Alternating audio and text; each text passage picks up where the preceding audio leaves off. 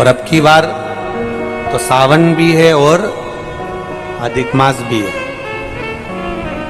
प्रत्येक वर्ष का नियम है, सावन की शिवरात्रि पर ऑनलाइन अभिषेक करते हो आप लोग सब ऑनलाइन अभिषेक। अब की बार 2 अभिषेक रहेंगे, एक सावन की शिवरात्रि का रहेगा और एक अधिक मास भी जो 3 साल में पड़ता है उसकी भी शिवरात्रि का रहेगा। 2 अभिषेक ऑनलाइन पड़ जाएंगे अब की बार, एक सावन की शिवरात्रि का और एक अधिक मास की शिवरात्रि का। क्योंकि अधिक मास की शिवरात्रि का एक बहुत अच्छा नियम है, अगर बना सको तो करिएगा। अधिक मास में जो शिवरात्रि आए प्रयास करना, अगर छोटी सी भी गुमठी लेकर बैठे हो, ठेला लगा रहे हो, व्यापार नहीं चल रहा, धन की कमी हो, पैसा नहीं हो, बहुत हताश हो गए हो, टेंशन में जिंदगी जी रहे हो, तो अधिक मास की शिवरात्रि मत छोड़ना। 5 दिए अधिक मास की शिवरात्रि पर जरूर लगाना। पहला शंकर मंदिर के द्वार पर, मतलब शिव मंदिर के बाहर। दूसरा बेलपत्री के वृक्ष के नीचे। तीसरा आंवले के वृक्ष के नीचे। चौथा नदी का घाट या कुएं का घाट या तालाब का घाट या सरोवर का घाट या आपके घर में कोई पानी का हंडा हो उसके पास में। और 5वां अपने दरवाजे की चौखट पर राइट हैंड में दिया अवश्य लगाएं। ये अधिक मास की शिवरात्रि पर जरूर करना। जिंदगी में कितना भी धक्का खा रहे हो गए, भगवान हाथ पकड़कर खींचकर बाहर कर ही देगा। शिव तत्व को जानो। अभी क्या चल रहा है? सावन। हमने पहले कथाओं में कहा, आप लोगों ने स्मरण में रखा होगा, 12 महीने शंकर जी को 1 लोटा जल चढ़ाओ, पर सावन के महीने में शंकर जी को जम के बोलो जरा, 2 लोटा जल चढ़ाओ। इस पुष्कर की ब्रह्मा शिव महापुराण की कथा का स्मरण करिएगा, थोड़ा सा ध्यान दीजिएगा। जैसे ये शिवलिंग है, ये जलाधारी है, ये यहां से जल नीचे जा रहा है। जलाधारी का जो मुख होता है वो उत्तर की ओर हो जाता है, ठीक है, समझिएगा जरा। अब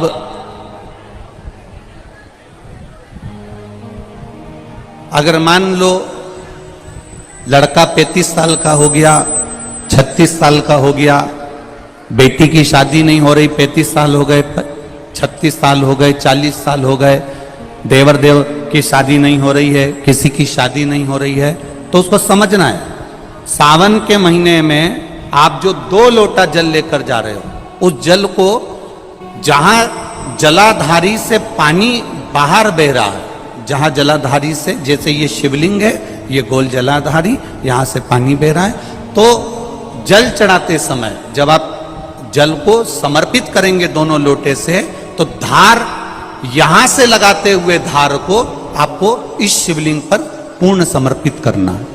कहां से चालू करेंगे? ये जलाधारी जो बनी हुई है अशोक सुंदरी का स्थान, किसके स्थान से? अशोक सुंदरी के स्थान से।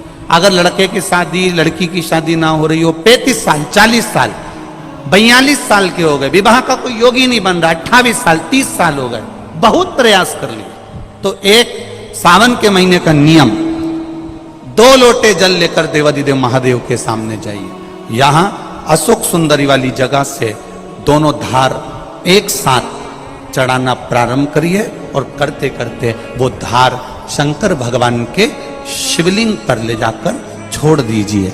ये सावन के महीने के अगर आपने मात्र 7 दिन भी लगातार अगर ये धार आपने चढ़ा ली है, तो देवाधिदेव महादेव की कृपा से 3-4 महीने में सूचना आपको प्राप्त हो ही जाती है। 12 महीने 1 लोटा जल चढ़ाइए, संपूर्ण 12 महीना 1 लोटा जल चढ़ाओ।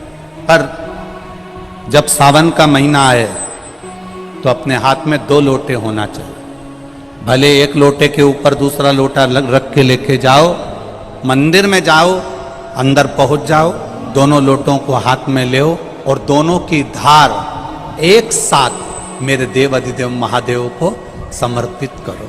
दोनों की धार अशोक सुंदरी वाली जगह से जल चढ़ाया जाए सावन में, वो विवाह के लिए है।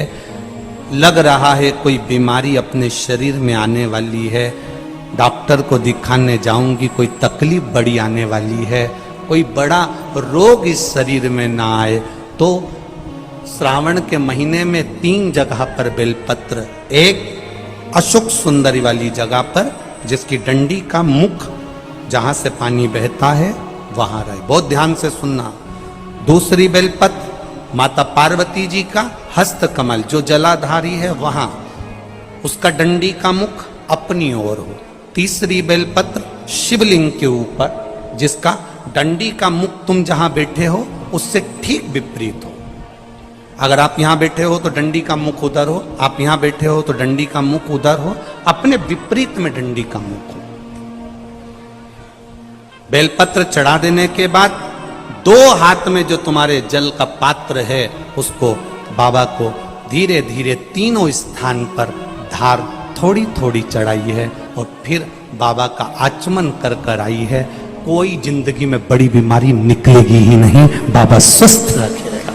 यह श्रेष्ठता। अगर मान लो संतान का सुख नहीं है,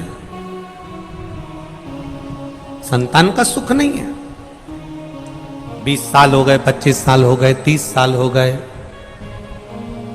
संतान का अगर सुख नहीं है तो शंकर का कोई भक्त मिल जाए, शिव का कोई उपासक मिल जाए, या कोई ब्राह्मण देव वेद शास्त्र का ज्ञान रखने वाले, अपने जीवन को सार्थकता में सात्विकता में जीने वाले, ऐसे ब्राह्मण को जोड़े से उनके बच्चों के साथ बेलपत्री के पेड़ के नीचे भोजन करा देना, खीर खिला देना, और उस खीर के भाग को पति पत्नी दोनों अवश्य पाना, उससे संतान का सुख भी मेरे बाबा प्रदान कर दे। सफेद आंकड़े की जड़ का प्रयोग करो तुम रुका जी वाला, और साथ में ये प्रयास करिए। देवऋषि नारद ने 3 सूत्र भगवान शंकर को प्राप्त करने के बताए। जरा बहुत ध्यान से सुनना। देवऋषि नारद ने 3 सूत्र भगवान शंकर को प्राप्त करने के बताए। पहला, शिवालय तक जाइए, शंकर को रिझाने का प्रयास करिए। मंत्र चाहे नमः शिवाय जप लो, ओम नमः शिवाय जप लो, डीले कम करो, नमः शिवाय जपो, ओम नमः शिवाय जपो, चाहे श्री शिवाय नमस्तुभ्यम जपो, चाहे महामृत्युंजय मंत्र जपो, चाहे राम कहो, चाहे कृष्ण कहो, तुम्हारी मर्जी पड़े उसका भजन करो। दूसरा, कहीं अगर मौका मिल जाए, चाहे वो टीवी के सामने मिल रहा हो, मोबाइल पर मिल रहा हो, चाहे तुम्हारे नजदीक में कहीं शिव महापुराण की कथा हो रही हो, पंडाल में बैठकर या टीवी के मध्य बैठकर या मोबाइल के सम्मुख या टीवी के सम्मुख बैठकर शिव महापुराण की कथा को सुनो। सुनना ही केवल नहीं है, सुनकर उसको अपनी जिंदगी में उतारना भी है, सुनकर अपने जीवन में।